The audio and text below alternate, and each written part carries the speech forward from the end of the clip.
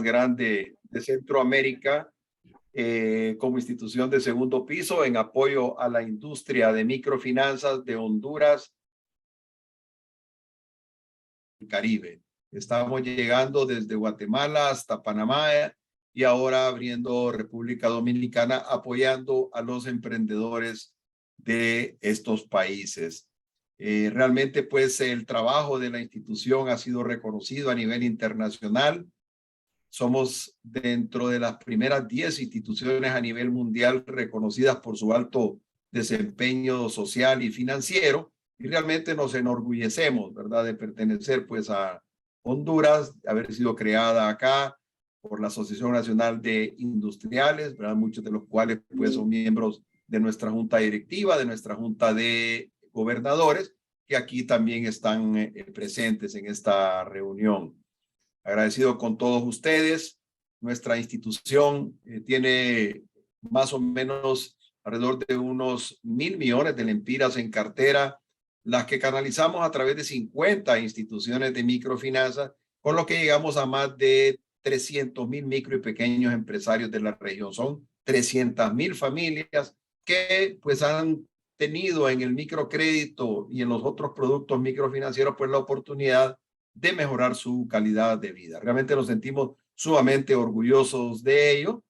La institución está llegando a más de 2.000 millones de lempiras en operaciones de negocios y pues también, ¿verdad?, con un patrimonio que alcanza cerca de los 700 millones de lempiras, ¿verdad? Este crecimiento que hemos tenido durante los últimos 30 años. Tenemos el apoyo y la confianza de instituciones nacionales e internacionales, bancos multilaterales, gobiernos amigos como el gobierno de España, Banco Interamericano, el Banco Centroamericano, la banca local, el Banco Hondureño de la Producción y la Vivienda, que es de los principales financiadores, donde pues nosotros canalizamos todos esos recursos a la micro y la pequeña empresa.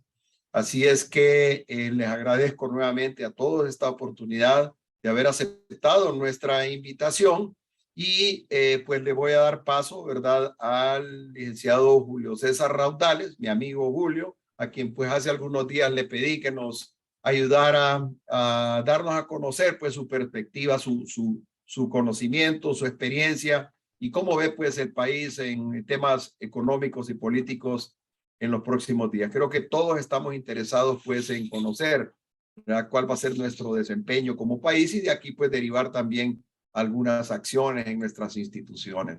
Me acompañan también y quiero agradecer a funcionarios del sector microfinanciero aquí presentes, igual de la Banca Nacional y de nuestros financiadores del Banco Interamericano y el Banco Centroamericano que también aceptaron nuestra presencia y reitero pues de la Junta de Gobernadores de nuestra institución, la Junta Directiva y funcionarios, ¿verdad?, de esta institución y de todo el sector, así como invitados especiales. Voy a leer rápidamente el currículum de Julio César Raudales Torres. Es economista y sociólogo, creo que todos ya lo conocemos, lo hemos visto en todos los medios, ¿verdad?, con su claridad pues mental. Además, don Julio pues del año 2000 a 2022 fue profesor de la carrera de Economía de la Universidad Nacional, actualmente rector de la Universidad José Cecilio del Valle. Del 2014 a 2022 también fue vicerrector de Relaciones Internacionales de la Universidad Nacional Autónoma de Honduras. Del 2010 al 2014 fue ministro de Estado en el área de Planificación y Cooperación Externa. Del año 99 al 2006 trabajó en la Unidad de Apoyo Técnico de la Presidencia de la República, de la cual fue director por 3 años. De 1989 a 1998 fue analista en la Oficina de Asesoría Técnica de la Secretaría de Finanzas. Aquí el resumen, ¿verdad?, del amplio currículum de nuestro amigo Julio Raudales, a quien lo aprecio mucho y le agradezco nuevamente, Julio, que hayas aceptado nuestra invitación para hablarnos pues a este selecto grupo de invitados. Ya más o menos tenemos unas 70 personas que están ya en línea y poco a poco pues se van a ir incorporando también algunos otros invitados. Nada más pues para decirles que vamos a dejar que Julio haga la conferencia, me dice él alrededor de 30 a 40 minutos y posteriormente pues vamos a dar un espacio para preguntas, ¿verdad? Y respuestas, obviamente. Les voy a pedir pues que mantengan siempre sus micrófonos en silencio, igual sus cámaras, ¿verdad? Y pues darle el espacio al licenciado Julio Raudales pues para que nos dé su conferencia. Todos estamos muy ávidos, ¿verdad? Del conocimiento que tiene nuestro amigo Julio. Así que adelante, por favor, Julio. Muchas gracias, Juan José. Es un honor, un privilegio dirigirme a ustedes, a la Fundación Covelo y a todos sus socios en esta tarde. Me pidió Juan José que les hablara un poco y me imagino que estaba en aquel momento cuando me escribió un poco asustado por lo que había dicho el director gerente del Fondo Monetario Internacional, que lo peor está por venir, ¿verdad? Los economistas tenemos esa mala costumbre, los economistas, de estar haciendo malos augurios, pero yo creo que a veces es bueno porque cuando no se cumplen los malos augurios, pues uno se siente reconfortado, ¿no? El problema es cuando se cumplen los malos augurios, ¿verdad? Pero en efecto, las cosas ya todos lo sabemos y no es necesario que yo se las diga, ¿verdad? Quizás lo que ustedes están esperando es que les comente un poco en base a datos, en base a números, y que considerando estos, yo pueda darles quizás mi parecer, pero un parecer que me gustaría más bien que compartiéramos, que ustedes me dijeran qué piensan alrededor de estos planteamientos que yo les voy a hacer ahora. Como les digo, yo trato en la medida de lo posible de no especular y de más bien basar mis planteamientos o mis comentarios en lo que nos dicen las estadísticas, las cifras, que son al final las que no mienten, ¿no? Así es que voy a comenzar, si me permiten, voy a ponerles una presentación que tengo por acá, que preparé. A ver. Y que me gustaría que todos ustedes vieran para que luego comentemos, ¿no? La estamos viendo, Julio. Ahora sí, ¿verdad? Perfecto, entonces, sí. Una breve reseña de lo que nos está pasando, se llama la presentación, ¿no? Así es que voy a tratar de ser breve, de cumplir con eso. Primero, ¿qué está pasando en el mundo, verdad? No se puede entender a Honduras sin saber lo que pasa en el planeta, ¿verdad? Al final, hay que recordar que somos una economía muy abierta. De hecho, si sumamos nuestras exportaciones y nuestras importaciones, eso suma arriba del Producto Interno Bruto, ¿verdad? Eso es bien interesante porque Honduras tiene una economía tan abierta que si sumáramos las exportaciones y las importaciones y las dividiéramos por el Producto Interno Bruto, nos daría arriba de 1 esa división. Es decir, estamos muy abiertos al mundo, a diferencia, por ejemplo, de los Estados Unidos, que si hacemos esa misma operación, sumamos las exportaciones y las importaciones de los Estados Unidos y les dividimos entre su Producto Interno Bruto, daría apenas un 10%, imagínense.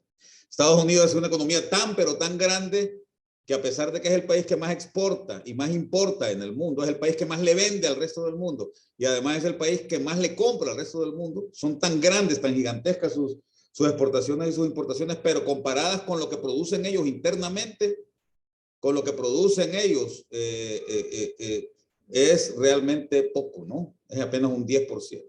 La inflación, sabemos, en los Estados Unidos afecta y afectará al mundo, ¿no? Esto lo quiero mostrarles algo que es bien interesante y que yo lo anduve escudriñando por ahí, pero y que nos va a demostrar un poco qué es lo que está causando esa inflación en los Estados Unidos.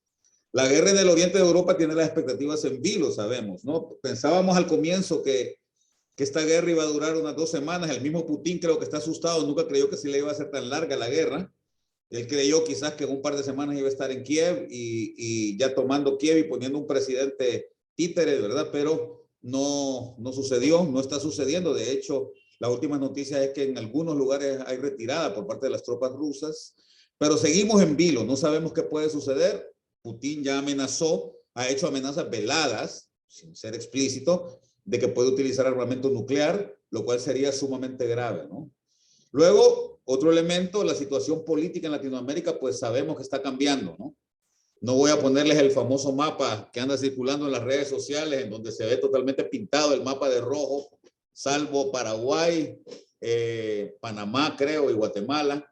Y pare usted de contar, de ahí todo está girando hacia la izquierda en América Latina. Nuestro país no es una excepción. El otro tema importante es que la imagen de Honduras se ha deteriorado. claramente en los últimos años.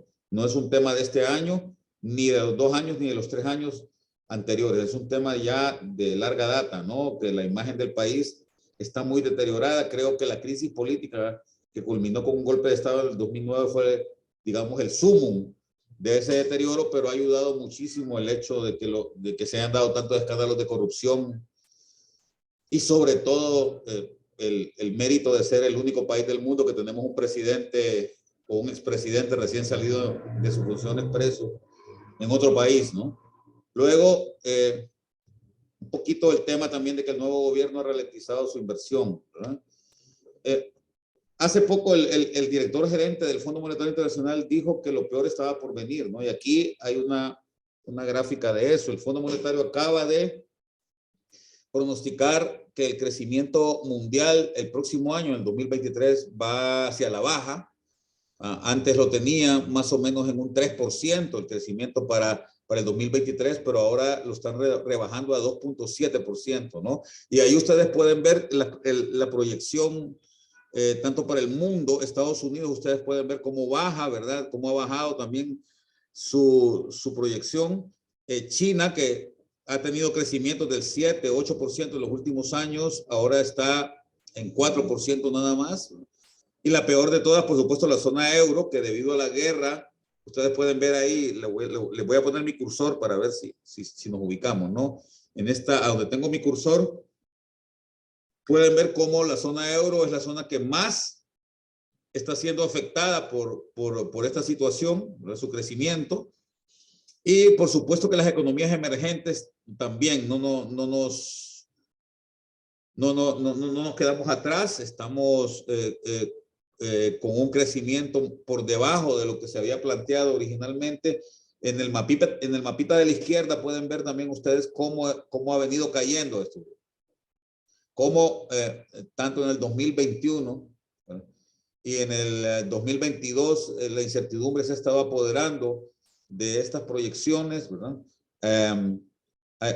Como ustedes pueden ver, hay un abanico. Ese abanico significa que evidentemente, como es una proyección, puede estar entre el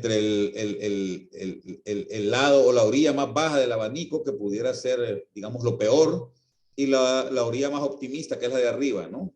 Pero con una media que definitivamente anda por debajo del 3% para el año 2023. Lo pueden ver ustedes ahí. Y esta línea negrita que está ahí abajo, esta línea negra, lo que muestra es la pobreza en el ingreso per cápita mundial, ¿verdad? Cómo el ingreso per cápita mundial está programado para que crezca apenas un 1%, lo cual es uno de los más bajos de los últimos años, ¿no? Miren, yo les quería mostrar esta gráfica la saqué de la Fed, de la página de la Fed de los Estados Unidos. Es interesante porque ustedes pueden ver, ese es M1, es decir, la cantidad de dinero que está emitiendo la Reserva Federal de los Estados Unidos desde los años 60, los años 50, mejor dicho, pasando por los años 70. Miren cómo había venido creciendo la masa monetaria en los Estados Unidos, y de repente, a raíz de la crisis del 2008, ustedes pueden ver cómo en el tiempo del señor Barack Obama la masa monetaria empezó a crecer fuertemente, pero miren lo exagerado que está haciendo el tema. Miren esa línea que a mí me parece increíble, cómo en los últimos 3 años, tanto el presidente Trump como el presidente Biden han estado creciendo de manera irracional el tema de la masa monetaria. Así es que cuando usted le digan que la inflación se debe fundamentalmente a la guerra, ¿verdad? O a la escasez de petróleo, o a los temas logísticos de transporte después de la COVID, no se equivoque usted, ¿verdad? No se trata tanto de eso, sino más bien de la gran cantidad de plata que la Reserva Federal de los Estados Unidos ha estado poniendo, gracias a que tanto Trump, un populista de derecha, por todos conocido, ¿verdad?, que le empezó a regalar $3,000 a la semana a una gran cantidad de hogares en Estados Unidos, con miras electorales, por supuesto, en el año 2020 y en el año 2021, sobre todo en el año 2020, el año de la pandemia. Y lo mismo ha estado haciendo el señor Biden, actual presidente, también populista ¿verdad? Menos de derecha, pero también muy populista. Para que vea usted que el populismo no es un atributo únicamente de los gobiernos de izquierda, ¿verdad? También los gobiernos de derecha suelen ser muy populistas, a veces más. Creo que ya vimos esta gráfica. Ah, sí, voy para atrás. Mire esta otra, esto ya nos muestra coherente con la otra gráfica que les mostré, la anterior. Vea usted cómo ha venido creciendo, entonces, en consecuencia, el índice de precios al consumidor. Mire el crecimiento tan fuerte que ha tenido en el último año, entre enero del 2020 o poco después de enero del 2020 y lo que teníamos en el 2022, ¿verdad? Y eso sigue creciendo. En este momento, la inflación de canasta alimentaria de los Estados Unidos, la economía más grande del mundo por demás, el 20% del Producto Interno Bruto Mundial lo generan los Estados Unidos. Bueno, pues mire usted cómo ha venido creciendo la inflación, un fenómeno que no se daba desde hacía más de 40 años en los Estados Unidos. El último que generó una gran inflación fue otro populista, el señor Carter, ¿verdad? A finales de los años 70, pero el fenómeno actual está siendo incluso hasta peor que esa inflación que tuvimos, o que tuvo el mundo, mejor dicho, allá a finales de los 70, ¿no? La inflación, les decía, de canasta alimentaria de alrededor del 12% allá en los Estados Unidos, ¿verdad? Es interesante que el fenómeno que se dio, que pues por más negativas previsiones que tiene la economía norteamericana, pareciera que no tuvieron mucho impacto sobre los votantes en estas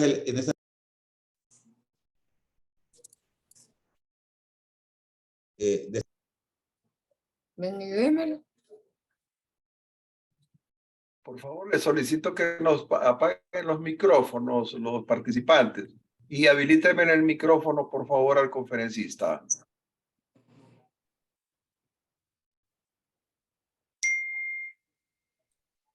Está en mute. Ahora Julio, sí está bien. Ahora gracias. sí. Discúlpenme, sí. Les decía que es interesante cómo en las elecciones de hace 2 días no se vio tan reflejado el descontento de la gente con el partido de gobierno. Hay que recordar que de acuerdo a las previsiones históricas, a lo que nos muestra la historia, en las últimas 18 elecciones intermedias de los Estados Unidos, prácticamente solo 2 veces había ganado el partido de gobierno. En este caso, aparentemente, pues la cosa marcha bien para los demócratas, a pesar de que las encuestas revelan que la gente está muy descontenta con la manera en que el señor Biden está manejando la economía, sobre todo, ¿no? Bien, a ver, ahí pueden ver ustedes cómo los precios están siendo presionados prácticamente en todo el mundo. Miren la inflación mundial, que en el tercer trimestre del año 2021 estaba en 4%, para finales del 2022, perdón, está llegando a arriba casi del 10%, y las previsiones que se va a mantener más o menos elevada, acá en el gráfico de la izquierda, hasta el 2024, ¿no? Hasta el 2024. Hasta finales de 2023 se va a mantener, va a ir retornando poco a poco a su nivel de 4% aproximadamente en el 2023. Son inflaciones que difícilmente hemos tenido en los últimos años, ¿no? Y la inflación subyacente, o sea, la inflación cuando le quitamos el efecto del petróleo, por ejemplo, y de otros productos de primera necesidad, ahí se demuestra, miren, ahí se devela el hecho de que el efecto monetario es crucial en el tema de la inflación. El hecho de que se esté poniendo tanto dinero por parte de la Fed, que se ha incrementado tanto la masa monetaria, tiene un impacto muy fuerte. Y ustedes, ese otro gráfico nos muestra la política fiscal y la interacción de las políticas monetarias y fiscales en el mundo. Miren, este gráfico que tiene cuatro cuadrantes, ¿verdad? Pueden ver ustedes en el cuadrante izquierdo de arriba, cuáles países del mundo han endurecido su política monetaria, pero están relajando su política fiscal, ¿no? O sea, la parte de la izquierda del cuadrante del gráfico nos muestra política fiscal relajada.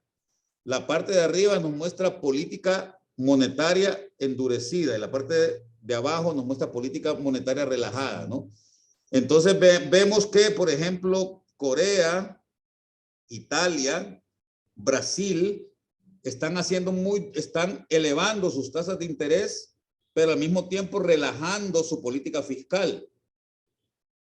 Por otro lado, abajo vemos cómo Turquía está relajando su política monetaria y relajando también su política fiscal. Ahí en ese cuadrante, déjenme anticiparles, ahí debería estar Honduras también. Lo que pasa es que aquí este gráfico que es del Fondo Monetario solo está para economías relativamente grandes, ¿no? Pero Honduras está más o menos haciendo lo mismo, relajando su política monetaria porque no ha elevado su TPM, ni tampoco está activando los mecanismos de absorción monetaria, ¿verdad? Como la venta de letras del Banco Central de Honduras, por ejemplo. Además, hay que recordar que en el último acuerdo con el Fondo Monetario que se firmó en el año 2019, Honduras colocó un ancla cambiaria porque va a tener ahora metas de inflación, ¿verdad? Entró al esquema de metas de inflación. Por lo tanto, la variable de control del país en este momento es justamente el tema de los agregados monetarios, ¿no? Y lamentablemente esto se ha revertido debido a la situación que se está dando este año, y el Banco Central ha relajado su política monetaria, pero también ha relajado su política fiscal, porque ha hecho un incremento del presupuesto nacional de ingresos y egresos del 25%, algo que no se había dado nunca en la historia de Honduras. Y por lo menos desde que yo tengo conocimiento, desde el año 1950 que tenemos datos, nunca había visto yo que un presupuesto de ingresos y egresos se incrementara en 25%. En lo que va de este siglo, que yo llevo el registro, tenemos entre el 2000, por ejemplo, y el 2021, el crecimiento creció en un promedio aproximado del 7% anual, ¿no? Que era más o menos la fórmula que utilizaban las autoridades en esa etapa, es 3%, considerando un 3% de crecimiento real del PIB y un 4% de inflación. Sumas 3 más 4 es 7%, y eso es más o menos la medida en que se había venido incrementando el presupuesto, que ya es alto, ¿no? Hay que recordar que entre el 2010 y el 2020, en 10 años, el presupuesto se triplicó debido obviamente a la regla que ustedes conocen mejor que yo del interés compuesto, ¿no? Si ustedes van incrementando 7%, evidentemente el crecimiento se va volviendo cada vez más positivo, ¿no? Y más fuerte. Y por lo tanto, en 10 años, entre el 2010 y el 2020, el presupuesto se triplicó. En el 2010 era aproximadamente 90,000 millones de lempiras el presupuesto, y ya para este año 2020 ya era de 280,000 millones de lempiras, ¿verdad? Entonces, pero hay que rescatar eso. No estoy en Honduras todavía, pero creo que valía la pena decir esto a propósito de esta gráfica, ¿verdad? De que Honduras caería entonces dentro del esquema en que está Turquía, por ejemplo, en este momento, con una política monetaria relajada y con una política fiscal relajada también. Mientras que Canadá, Australia, Reino Unido, Sudáfrica, México, India, Alemania, Indonesia, Francia están con la otra fórmula, ¿no? Con la fórmula de una política monetaria dura, ¿no? Con tasas de interés más altas y un endurecimiento también, o sea, una restricción de la política fiscal, ¿no? Ustedes pueden ver entonces cómo el índice de precios de los alimentos ha venido subiendo también. En el 2022, miren, llegamos a un tope arriba, ¿verdad? Muy arriba, y los precios del gas natural para efectos de las economías del hemisferio norte es tan importante, pues también miren ustedes cómo están los precios, ¿no? Bien, y un elemento importante que me parece que hay que considerar al respecto es el tema del efecto que está teniendo el fortalecimiento del dólar, ¿no? Que está afectando sobre todo algunas de las economías más grandes del mundo. Por ejemplo, cómo se han depreciado algunas monedas, ¿no? Por efecto del fortalecimiento del dólar. Evidentemente, en el caso del Empira, pues también hay alguna presión, aunque no se ve tanto, porque hay que confesar que aunque Honduras había establecido una meta de inflación en el 2019, esto se ha revertido un poco por parte de la autoridad monetaria actual. O sea, retornamos nuevamente a que el Banco Central maneje el tipo de cambio, por lo menos en una buena medida, como era antes del 2019, ¿verdad? Recuerden que en el 2019 se estableció una regla de que ya era el sistema interbancario el que iba a manejar el tipo de cambio, o por lo menos la venta libre de dólares, ¿verdad? Y esto pues dejó de suceder a partir de la llegada de la nueva administración, que está reteniendo. Y yo entiendo que es porque perciben que hay una fuga de capitales, aunque sea leve, pero que hay una fuga de capitales del país. Entonces están ellos tratando de cuidar este asunto, ¿no? Bueno, un poco para que miremos América Latina, cómo han subido los costos de financiamiento. Obviamente por el hecho de que las tasas de interés han subido. Pues mire usted cómo desde el 2021 para acá, con el incremento de la TPM, de la Fed, ¿verdad? Del tipo de la tasa de interés de la Fed, pues se ve cómo el costo de financiamiento a largo plazo para los años posteriores, pues se está disparando, ¿no? Ahora quisiera presentarles una breve fotografía también de lo que está pasando aquí en Honduras, ¿no? Que al final es lo que nos interesa un poco, pero yo creo que era importante que viéramos este entorno porque eso nos ayuda a comprender, ¿no? Veamos, miren, yo quiero presentarles una fotografía, digamos, un poco más estructural de la economía hondureña. En esa gráfica, en el cuadro que dice Honduras, ahí están viendo ustedes el comportamiento del crecimiento económico, del PIB real, en las últimas 4 décadas, en la década de los 80, que es la grafiquita azul celeste, en la década de los 90, que es la gráfica azul oscura, en la primera década del siglo XXI, que es la gris, y la segunda década del siglo XXI, que es la como dorada que se ve ahí. Lo hago comparativamente entre tiempo, ¿verdad? En las últimas 4 décadas, pero también con otros países. Miren, este primer grupo de países son los pares aspiracionales. Cuando este gráfico es del Banco Mundial, cuando el Banco Mundial se refiere a pares aspiracionales, se refiere a aquellos países que son parecidos a nosotros en términos de población, de recursos naturales y de elementos, digamos, físicos, pero a los que les va bien. Verbigracia, Costa Rica, Uruguay, algún otro país de Europa, ¿no? Miren la diferencia, miren en cada década la diferencia, ¿verdad? Evidentemente la década de los 80 fue una década mala para todo el mundo, pueden verlo ustedes ahí, pero parece que a Honduras y a otros países pues le fue peor que a nuestros pares aspiracionales, ¿no? Acá tenemos cómo le fue a Centroamérica, exceptuando Honduras, el segundo grupo de barritas, ¿verdad? Aquí tenemos a los países de altos ingresos, como los de la OECD, y por acá tenemos el último, el que está al lado derecho de Honduras, los pares estructurales, es decir, aquellos países que son como Honduras, pero que además son igual de malos que Honduras administrativamente. Es decir, la diferencia entre estos últimos y los primeros es que los primeros se parecen a Honduras, pero son bien portados, son buenos alumnos, digamos. Y estos, los últimos, los que están al lado derecho de Honduras, son los países que se parecen a Honduras también, pero que son mal portados, como Nicaragua, como Haití, ¿verdad? Y por supuesto, ahí en esa categoría muy cerca, miren el comportamiento, por ahí cae también Honduras, ¿no? Veamos un poco las contribuciones al crecimiento del PIB real. Miren, este gráfico es interesante porque también está por décadas, ¿no?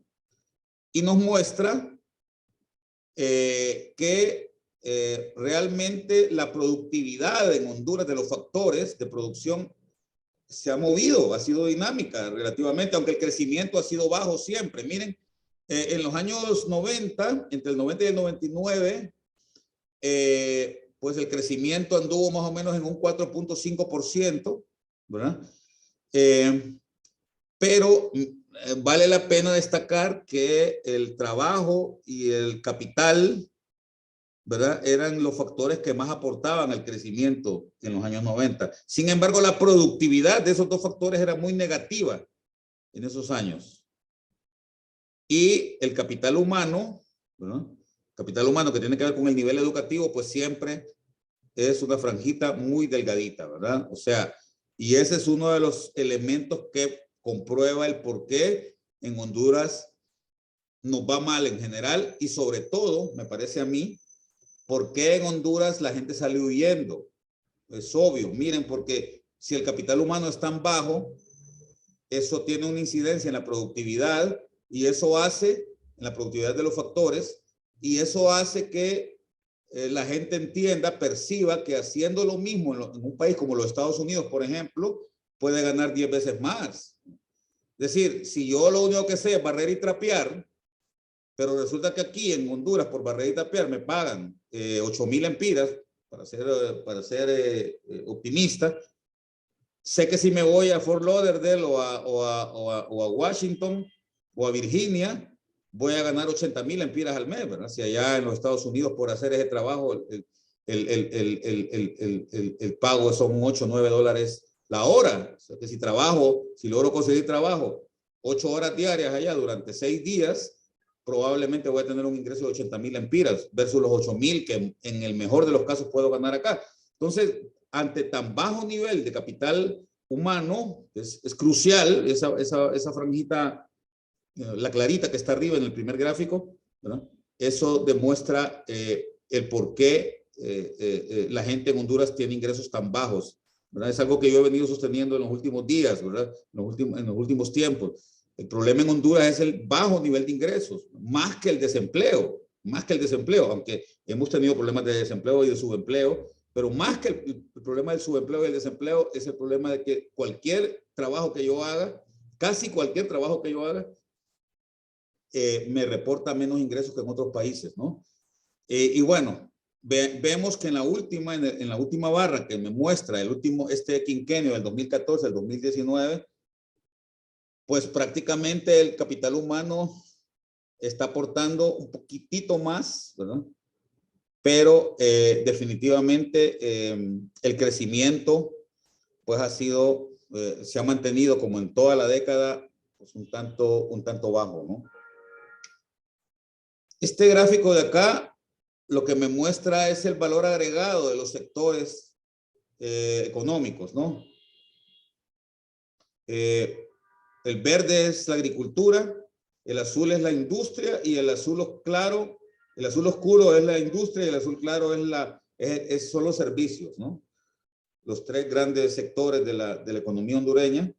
Vean ustedes cómo el valor agregado en efecto, en el tiempo, este gráfico es temporal. Vean ustedes cómo el valor agregado de la agricultura ha venido cayendo. Siempre ha sido el más bajo de todos. Siempre ha sido el más bajo, pero en los últimos años ha venido todavía bajando más. En los años 70 y a comienzos de los 80, ustedes pueden ver que estaba arriba, ¿verdad? Pero en porcentaje, ¿verdad? Pero ha venido paulatinamente cayendo, mientras que la industria se ha mantenido más o menos estable. Tuvo un boom ahí con la maquila a finales de los años 80 y a comienzos de los 90, pero luego se ha mantenido relativamente estable, ¿no? Y evidentemente el sector que más aporta a la economía del país es el sector servicios, ¿no? Donde está el comercio, los servicios financieros, lo que yo hago, que son dar clases, ¿verdad? Educar y todo ese tipo de cosas, pues son lo que más reporta. Es decir, lo que queda claro es que en Honduras, si usted quiere asegurarse que va a estar en el sector que tiene mejores ingresos, métase a servicios, ¿no? Ya sea financieros, telefónicos, de educación, de lo que sea.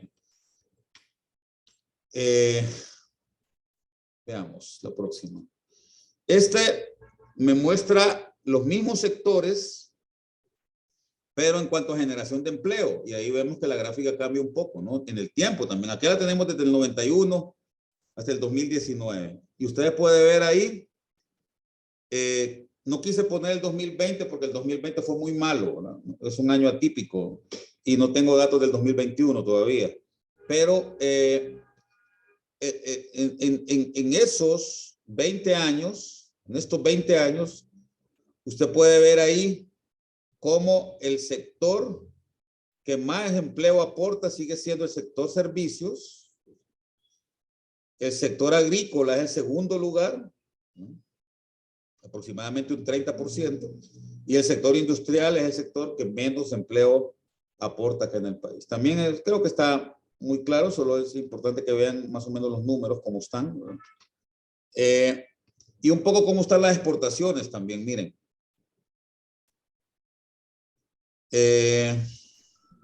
Este gráfico, sobre todo el panel de la derecha, lo que me muestra es cómo se han venido comportando las exportaciones en el país, el boom que tuvieron en los años 90, ¿verdad? Con toda la política que se llevó a cabo para fomentar las exportaciones, y cómo han venido comportándose por último. Y ahí tenemos cuáles son las exportaciones de bienes, ¿verdad? El gris de mercancía, ¿verdad? El gris. Y las exportaciones ya sumadas de bienes y servicios, cómo aumentan un poco más, ¿no? Un poco cómo han evolucionado estas cosas, ¿no? Y este gráfico nos muestra que los productos primarios siguen siendo los que más exporta Honduras, ¿verdad? El café, que es el gris, ¿verdad? Es el producto de mayor exportación.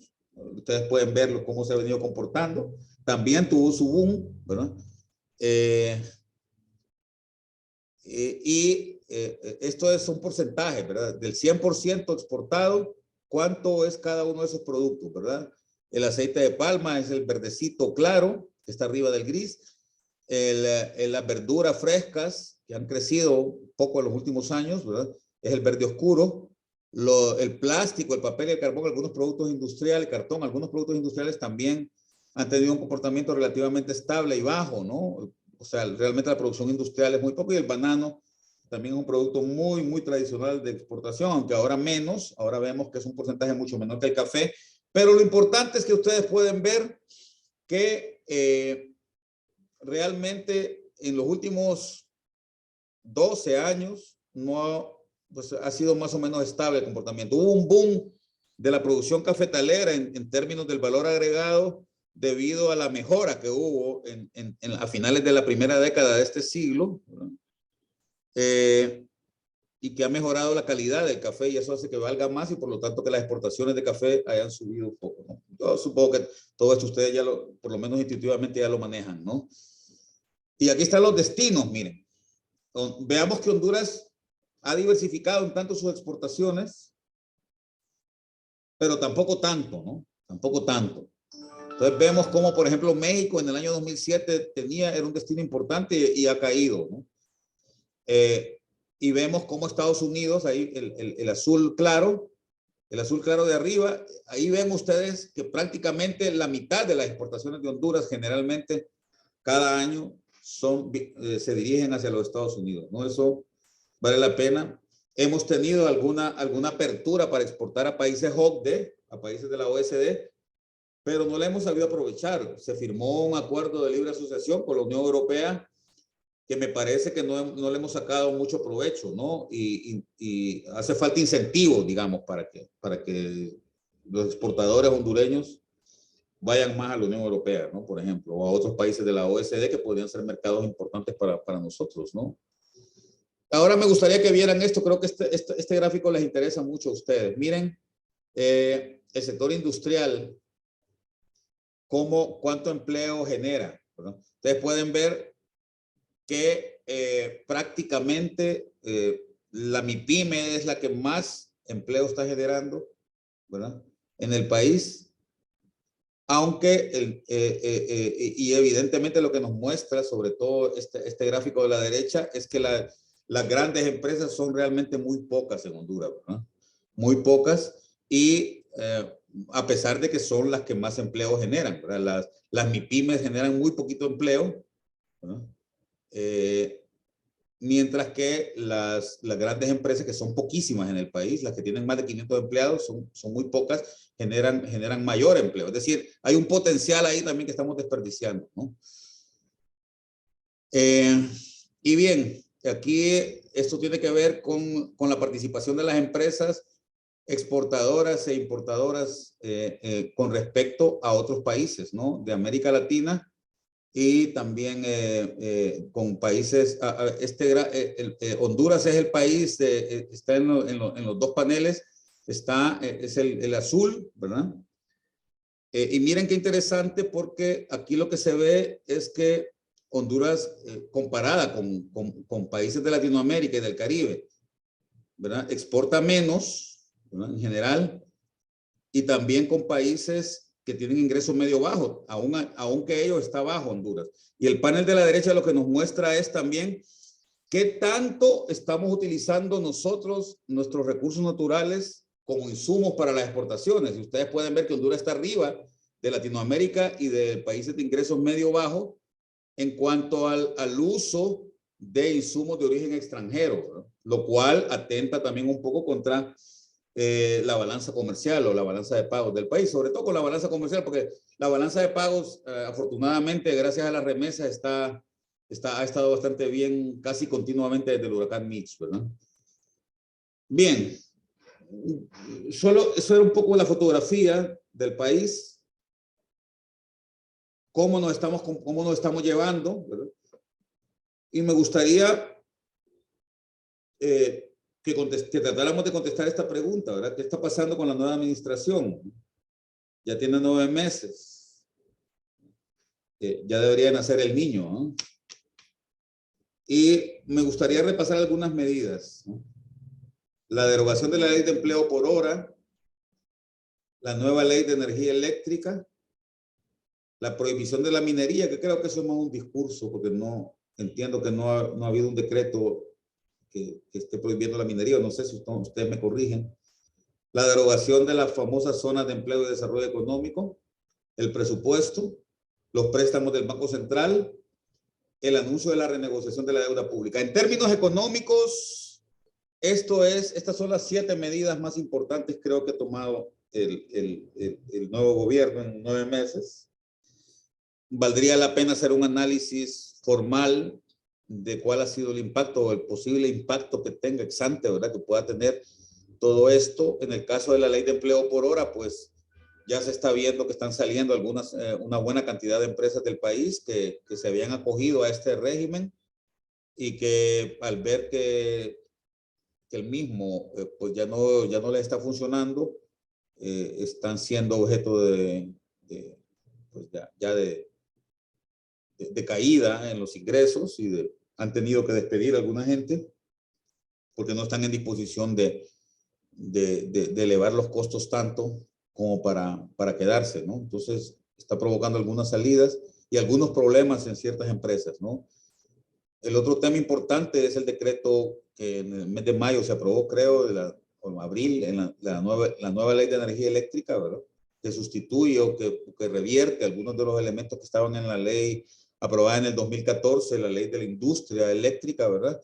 Y que de alguna manera revierte lo que planteaba esta ley, tanto la ley marco del subsector eléctrico del 94, como la ley de 20 años después, del 2014, de la industria eléctrica, revierte esto. ¿Por qué? Porque está llevando a la Empresa Nacional de Energía Eléctrica algunas tareas que habían sido descentralizadas o tercerizadas, y bueno, está por verse cuáles van a ser los resultados de ello, ¿verdad? Un elemento importante también es que esto está generando un debate fuerte entre el gobierno y algunos de los generadores que están yendo a mostrar sus costos de energía y a tratar de hacer entender al gobierno que es muy difícil que se pueda reducir entonces los valores que fueron acordados en los contratos, ¿no? Ya esto también debe ser muy conocido por ustedes.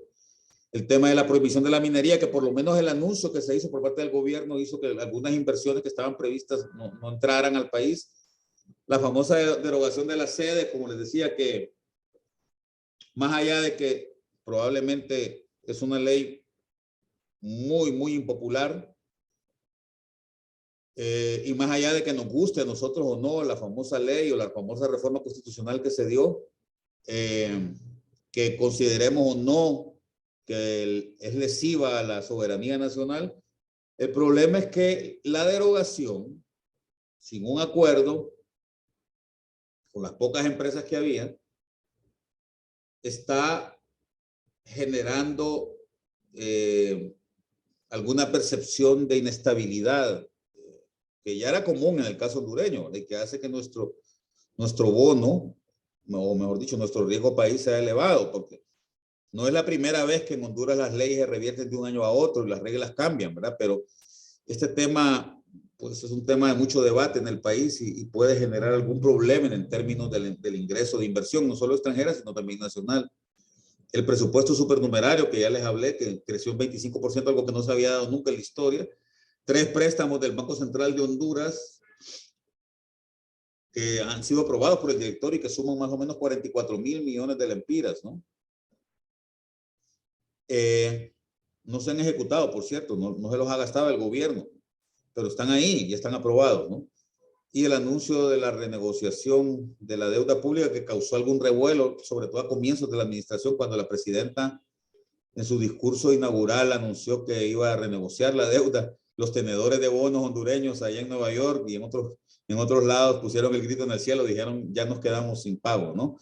Pero creo que el gobierno da algunas señales de que esto no es así, de que no se trataba de un anuncio de default ni nada por el estilo, sino que simplemente se está buscando una forma le llaman ellos reperfilar la deuda. No sé si esto tenga algún significado en términos de banca.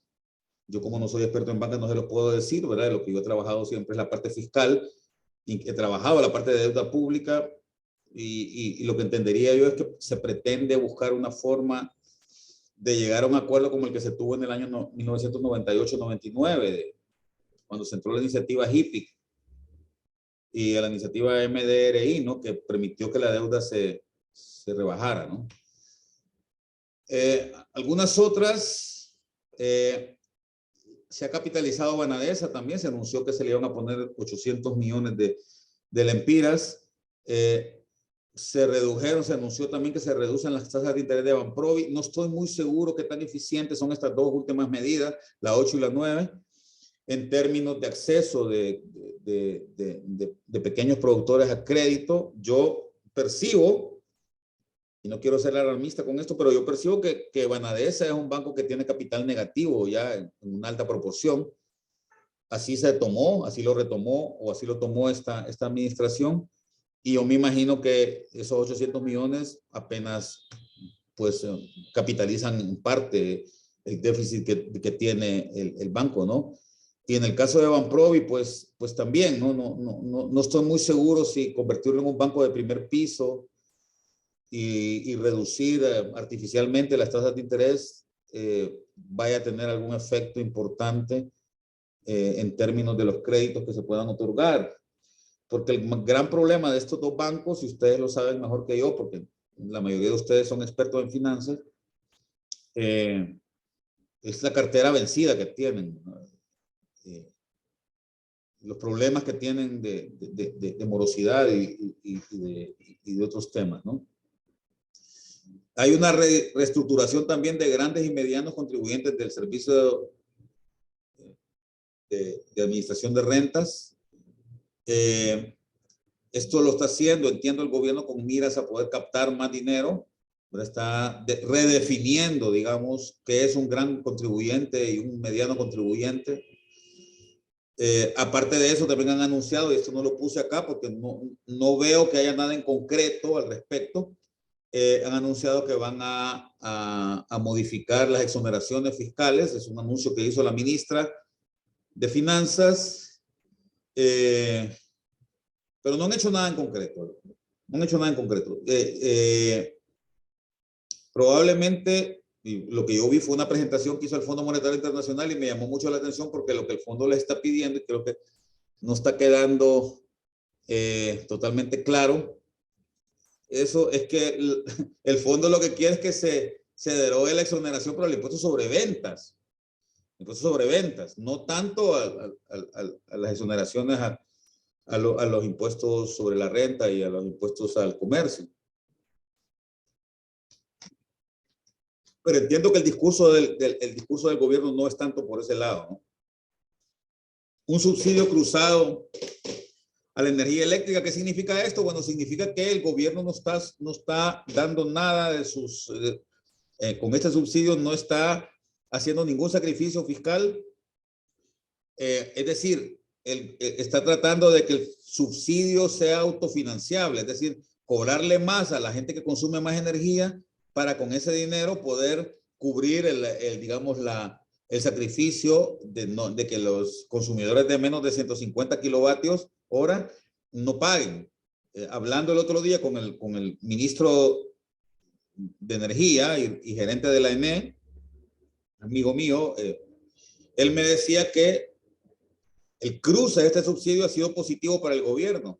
Es decir, que es más lo que le están sacando a los grandes consumidores que lo que están pagando por la gente que está consumiendo de gratis. Por lo tanto, ahí tienen, me dice Eric, una ganancia, ¿no? Y luego también el subsidio directo a los combustibles, ¿verdad? Que debido al incremento en los precios internacionales, pues se está otorgando tanto al diésel como a otros combustibles, ¿no? Bien, digamos un primer resultado que puede verse es esta gráfica de cómo venía el riesgo país. Honduras, el riesgo país de Honduras es la línea negra. Ahí está todo Centroamérica y República Dominicana, y la línea negra nos muestra cómo, digamos, ha venido creciendo hasta mitad de año, y creo que ha seguido creciendo más el ENVI de Honduras, ¿verdad?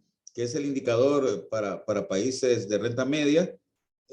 Evidentemente, cualquier cosa se ve poca si lo comparamos con El Salvador. Miren, el ENVI de El Salvador sí que ha crecido un montón, está en 23, ¿verdad? El de Honduras está en 8.07, pero en junio, creo que ahora está más alto, pero vale la pena decir que se ha más que duplicado, ¿no? Aquí está, ahí está, se ha más que duplicado. En enero del 2022 estaba en 2.97, mientras que por el 16 de junio estaba en 8.83, se ha más que duplicado, casi triplicado, ¿no?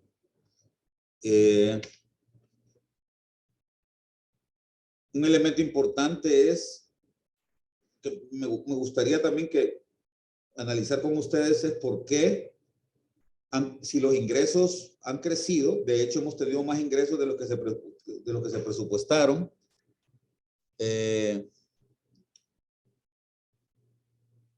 Miren, estamos teniendo una diferencia al mes de junio, por lo menos. Disculpen que no saqué el dato ahora, a octubre, ya está el dato también, pero vemos que más o menos ha tenido el mismo comportamiento, ¿no?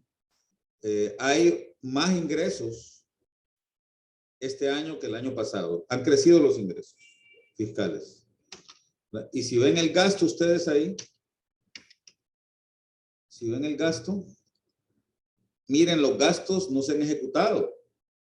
Tenemos una diferencia al mismo mes de 10.409 millones de lempiras que no se habían ejecutado. Ahorita se ha ejecutado un poco más. Obviamente estamos ya en el penúltimo mes del año, pero vale la pena mencionar que en realidad el país, sobre todo en el caso de la inversión pública, está invirtiendo muy poco. La inversión pública, el plan de inversión pública, el programa de inversión pública se ha ejecutado apenas en un 17% el día de hoy. Bien, yo creo que ya yo voy concluyendo, ¿no? Había dicho que 40 minutos, así es que no voy a seguir. Juan José, no sé si tienen algún comentario adicional. Hay otros elementos que quería mostrarles, un poco del gasto social acá en Honduras, pero voy a dejarlo mejor para darles chance a que podamos conversar un rato, ¿no? Así es que se me pasó el tiempo, discúlpenme. No. Y cualquier cosa, pues ahí les muestro si es atinente algunos elementos de lo que tienen que ver con el tema de pobreza y gasto social. Adelante, Juan José. Sí, no, gracias, Julio. y realmente el tiempo no lo sentimos porque está sumamente interesante, ¿verdad? Lo que nos has compartido. Tengo un par de comentarios y les pediría pues también a las personas interesadas en hacerte preguntas directamente que puedan levantar su mano. Vamos a llevar el control acá de las personas pues que levanten la mano y les vamos a abrir ahí el micrófono cuando sea oportuno. Tengo un comentario y algunas preguntas también. Aquí el licenciado José Antonio Salgado, que es gobernador nuestro, dice, considero que el gobierno no es amigable, dice, ya que uno de los principales problemas para los inversionistas es la inseguridad jurídica. ¿Qué pasos considera debe realizar el gobierno para restaurar la confianza en los inversionistas nacionales y sobre todo los extranjeros? Y dos, dice, ¿cómo cree se financiará el 25% de incremento en el presupuesto si prometieron que no impondrían nuevos tributos? Creo que no tocaste el tema del presupuesto, la orientación de ese mega presupuesto que tenemos y más con la baja ejecución, ¿verdad? Y antes de que contestes, el comentario de don Arturo Alvarado, que también fue ministro, ¿verdad?, de Finanzas, y que el gobernador también de Fundación Covelo dice, las leyes se han derogado sin ningún análisis de los efectos sobre los que al amparo de las leyes derogadas habían realizado inversiones. Esto no solo ahuyenta la inversión, sino que también pone en riesgo al país por demandas internacionales. Pero la exoneración del impuesto sobre la renta debería ser revisada, pues las empresas que generan utilidades deberían de pagar impuestos, al momento en que la utilidad de un año limpia las pérdidas de años anteriores. Adelante, Julio. Gracias, sí, muchas gracias. Estoy totalmente de acuerdo con las aseveraciones de los dos colegas, ¿no? En efecto, creo que a riesgo de emitir un juicio de valor, creo que basándonos un poco en las acciones que mencioné, sí queda claro que a pesar del discurso de las autoridades, de que sí están respetando y de que sí están queriendo ser amigables con la inversión en general, yo me refiero mucho a la inversión en general y no tanto a la extranjera, aunque claro, la extranjera es un buen definidor, ¿no? Pero creo que algunas acciones como este tema de derogar de un plumazo la ley de las sedes, habiendo acá inversiones ya hechas, sin haber conversado antes con estos inversionistas para llegar a un acuerdo previo antes de la derogación. A mí me parece que la derogación es justa. Esta es una ley muy impopular y vamos a estar de acuerdo en esto. Además, más allá de los conceptos que cada uno tenga de soberanía, creo que en el fondo ese espíritu nacionalista que tienen muchos hondureños, ¿verdad? Se ve lesionado con este tema de que el territorio nacional pueda, digamos, cederse. Más allá de todo eso, el gran problema acá es las señales que se están dando al exterior, de que no hay respeto por los acuerdos. Hay un principio, los que son abogados de acá lo saben mejor que yo, el famoso pacta sunt servanda, ¿verdad? Quiere decir que lo que se contrata se tiene que cumplir, ¿verdad? Lo que se firma en contrato tiene que cumplirse, ¿no? Y evidentemente, por mucho que no nos guste el gobierno de Juan Orlando Hernández, por mucho que lo percibamos como dictadura o como autoritario, como gobierno impuesto, lo que sea, era el gobierno de Honduras. Y quien firmó fue el Estado de Honduras. Entonces, yo creo que para lograr que el asunto se zanje de manera más adecuada, es preferible conversar, negociar previo, tomar ciertas medidas, ¿no? Y lo que dice don Arturo Alvarado es totalmente correcto, ¿no? Creo que hay un clamor en el país para que se revisen las exoneraciones fiscales, sobre todo a ciertas industrias que no generan la cantidad de empleo que se prometía que iban a generar al comienzo cuando se les otorgaron las exoneraciones, pero sobre todo, don Arturo, me parece que el gran problema es que no tenemos a ver, no tenemos una política de exoneraciones definida, clara. Las exoneraciones, y usted que fue ministro de Finanzas lo sabe bien, yo también que estuve en el gobierno, las exoneraciones se otorgan en general, se han otorgado en general de una forma muy discrecional y no consideran una reglamentación clara. Entonces, eso puede ser un problema importante, ¿no? Que yo creo que había que considerar. Bien, no sé si hay alguna otra duda. Ah, bueno, mira, no les la presentación del presupuesto se las debo porque eso merece un par de horas más, Juan José, y no quería alargarme mucho, pero sí, en efecto, imagínense el presupuesto que se aprobó el año pasado, 2021, fue de 308,000 millones de lempiras, y este año se aprobó un presupuesto de 368,000 millones de lempiras. Creció en 60,000 millones, 25% con respecto al año pasado. Y este año está creciendo la propuesta que se está discutiendo ahora en el Congreso, y que ayer me encontré con Hugo en el velorio de don Ramón Custodio y me regañó. Me dijo, le tengo un regalo, le tengo un reclamo amistoso, me dice, y es que usted dice que las famosas, ¿cómo es que le llaman ellos estos debates que están teniendo con la sociedad civil ahora en el Congreso? Socialización. La socialización famosa que yo había dicho, y en efecto lo dije y no lo retiro, eso no es nuevo, ¿verdad? Eso se ha hecho siempre, ¿verdad? Y lo que van es los ministros a decir qué es lo que van a hacer, ¿verdad?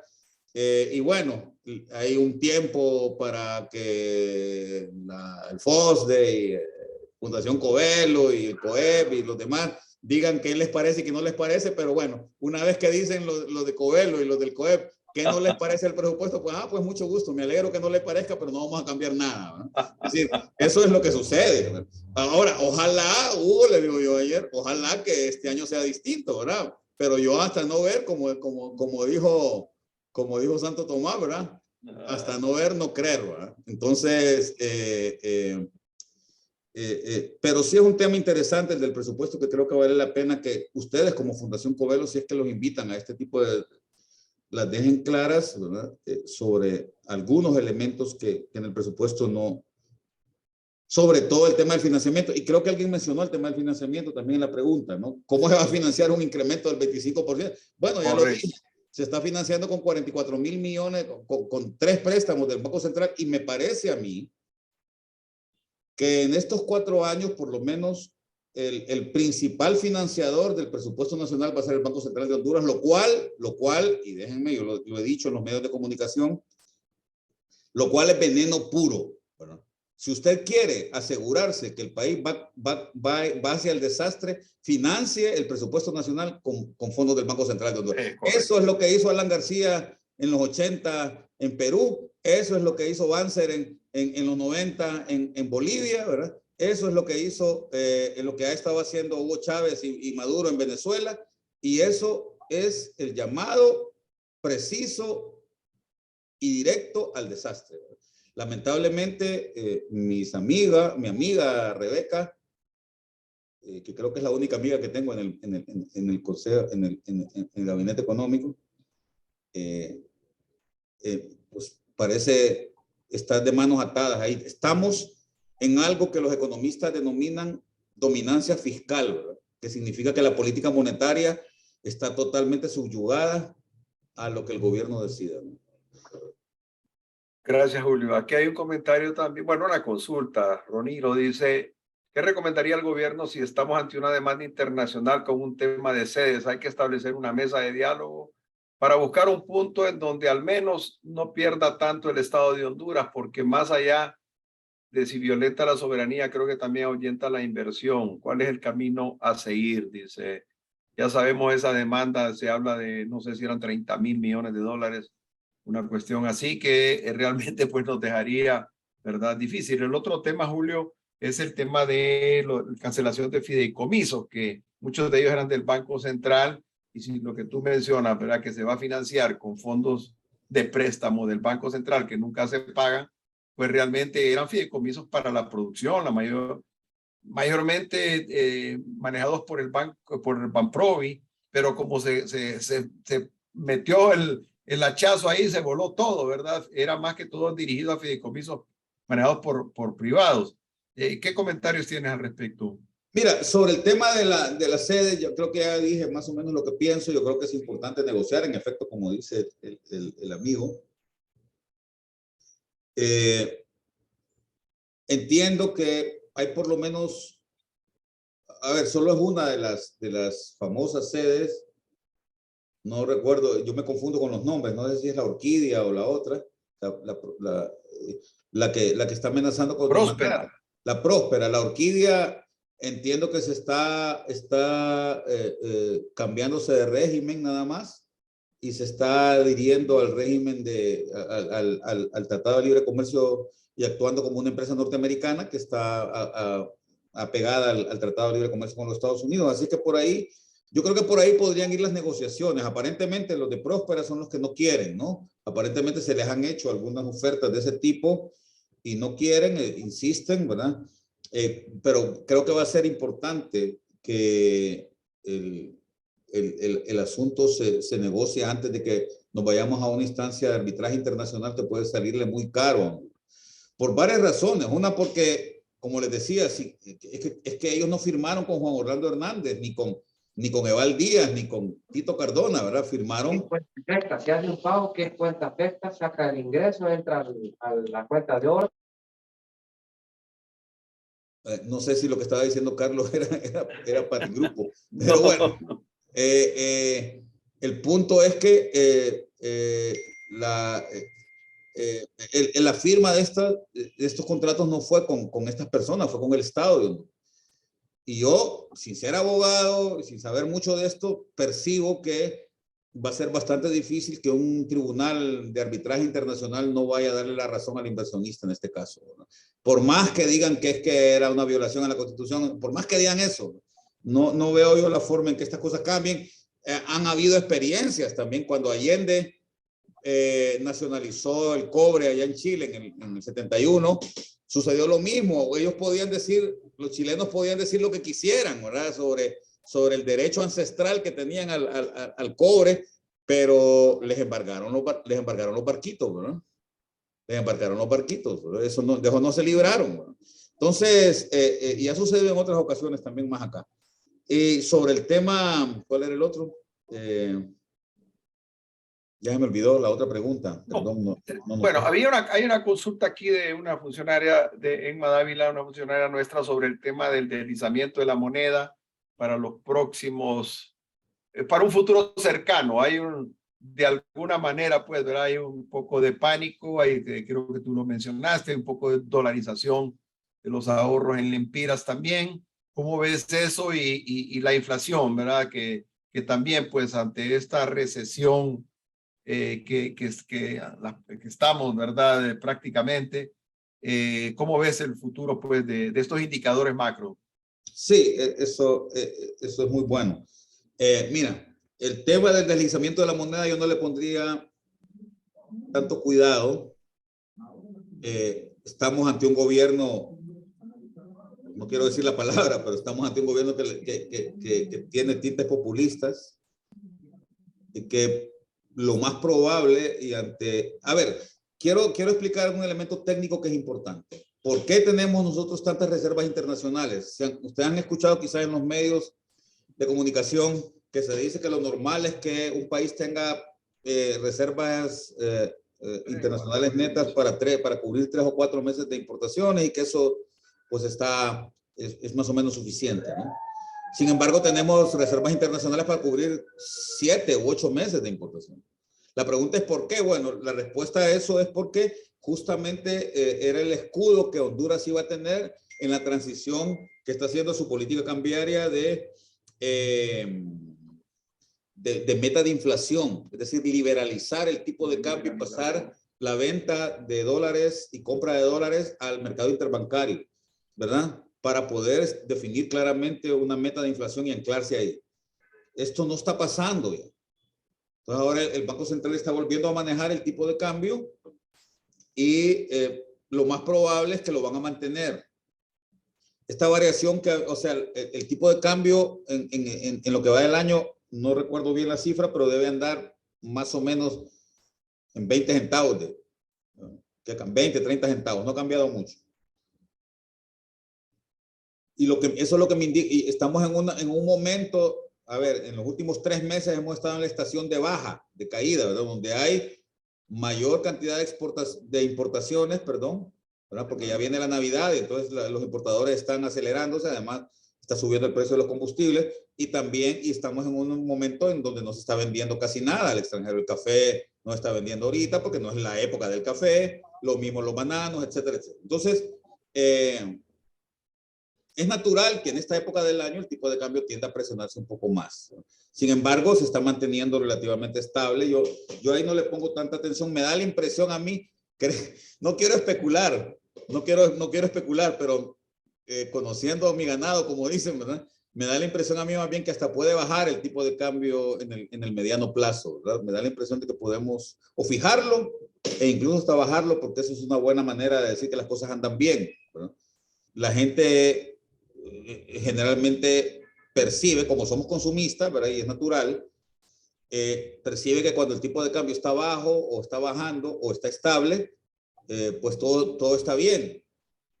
Pero eso puede ser una fantasía, puede ser una mentira, ¿verdad? Puede ser que el Banco Central artificialmente lo esté manteniendo. No que se deba a que estamos ganando competitividad. O sea, es lindo que el tipo de cambio baje cuando Honduras tiene un crecimiento explosivo en sus exportaciones, hay inversión extranjera entrando a granel, a montones en el país, pero entonces están entrando dólares. Pero sabemos que no es así, sabemos que nuestra fuente fundamental de ingreso de dólares son las remesas. Son las remesas. Y que, a ver, eso es algo que no había pasado nunca en la historia y vale la pena que se los diga. Miren, las remesas tuvieron un crecimiento explosivo después del huracán Mitch. Hubo un año, el 2001, el 2002, no me acuerdo cuál, que crecieron 50% las remesas. Pero nunca en la historia de Honduras las remesas habían sido superiores al total de las exportaciones. Las remesas siempre habían sido el mayor rubro de ingresos desde el MIS para acá, ¿verdad? El mayor rubro de ingresos de dólares, siempre lo han sido, ¿verdad? Pero nunca en la historia, salvo estos 2 últimos años, o 3, no me acuerdo bien, las remesas superan a la suma total de exportaciones. Sí. Siempre se decía, bueno, entran más remesas que la exportación de café, o entran más remesas que la exportación de banano, pero ya sumadas, todas las exportaciones siempre eran superiores, ahora ya no. Entonces, pero eso no es sostenible. Lo importante de esto es que no podemos decir que estamos bien porque están entrando un montón de remesas. Eso no es sostenible. Y lo que me da miedo a mí, y yo sé que Rebeca sabe, y también Darío Lobo, mi amigo, es doctor en economía, graduado del CEMA, del Centro Macroeconómico de Argentina, ¿verdad? Miguel Darío Ramos Lobo, el vicepresidente del banco, que creo que es la persona que sabe muchísimo de economía. Estoy seguro que ellos están conscientes de eso, pero lamentablemente, como les dije antes, estamos en dominancia fiscal, ¿verdad? La que manda, la que domina es la Secretaría de Finanzas y el banco solo agacha la cabeza, ¿verdad? Entonces, y esa es una decisión de política, ¿verdad? Sobre el tema, el otro tema que hablaban, porque hablábamos de tipo de cambio, pero también está el otro tema